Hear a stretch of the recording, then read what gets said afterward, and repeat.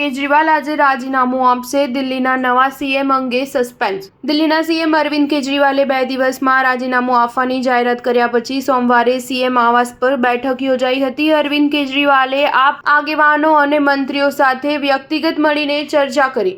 આ બેઠક પૂરી થયા પછી દિલ્હીના મંત્રી અને આપના આગેવાન સૌરભ ભારદ્વાજે જણાવ્યું હતું કે સીએમએ જાહેરાત કરી હતી કે તે મંગળવારે રાજીનામું આપી દેશે. તેમણે આજે લેફ્ટનન્ટ ગવર્નર પાસે મળવાનો સમય માંગ્યો હતો અને હવે તેમને મંગળવાર સાંજનો સમય આપવામાં આવ્યો છે. તેથી તે એલજીને મંગળવારે સાંજે રાજીનામું આપે તેવી સંભાવના છે. આ બધા વચ્ચે દિલ્હીના નવા સીએમ કોણ હશે તેને લઈને ચર્ચા દિલ્હીના રાજકીય વર્તુળોમાં છે.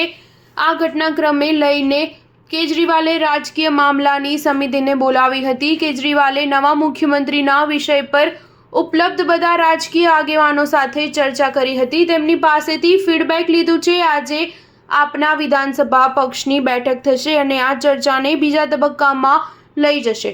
તેમાં નવા સીએમ નામ પર ચર્ચા થશે. આમાં બેઠક અરવિંદ કેજરીવાલ એલજીની મળશે તે પહેલા આબકારી નીતિને લઈને સુપ્રીમ કોર્ટમાંથી જામીન પર છૂટેલા આપના રાષ્ટ્રીય સંયોજક અરવિંદ કેજરીવાલે 2 દિવસમાં રાજીનામું આપવાની વાત કરીને બધાને ચોંકાવી દીધા છે. તેની સાથે તેમણે દિલ્હીમાં મહારાષ્ટ્રની સાથે જ નવેમ્બરમાં ચૂંટણી કરવાની માંગ કરી છે. તેમણે જણાવ્યું હતું કે જ્યાં સુધી લોકો તેમને પ્રામાણિકતાનું પ્રમાણપત્ર નહીં આપે ત્યાં સુધી તેઓ ખુરશી પર નહીં બેસે. દિલ્હીના સીએમ અરવિંદ કેજરીવાલના રાજીનામાની જાહેરાત પછી નવા સીએમના નામ પર ચર્ચા તેજ થઈ ગઈ છે.